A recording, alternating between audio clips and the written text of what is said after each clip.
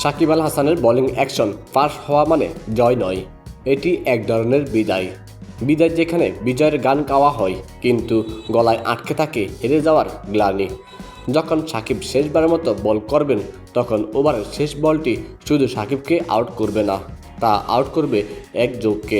মাঠের গ্রাউন্ডসম্যান তখন ঘাসের উপর জমে থাকা শিশির মুছবেন, আর তাতে মিশে যাবে সাকিবের গামের এক ফোঁটা। ক্রিকেট এমনই, এখানে ইতিহাস লেখে না, ইতিহাস কাদায়।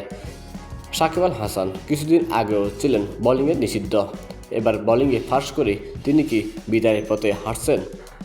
বাস্তবতা বলছে সে কথাই, কারণ সাকিব ও বাংলাদেশের রাজনৈতিক প্রেক্ষাপট কখনো সুবিধাজনক পথে হাঁটতে পারবে না, আর সেক্ষেত্রে সাকিব আল হাসানের বিদায় নেওয়াটাই এই মুহূর্তে যুক্তিযুক্ত মনে হচ্ছে।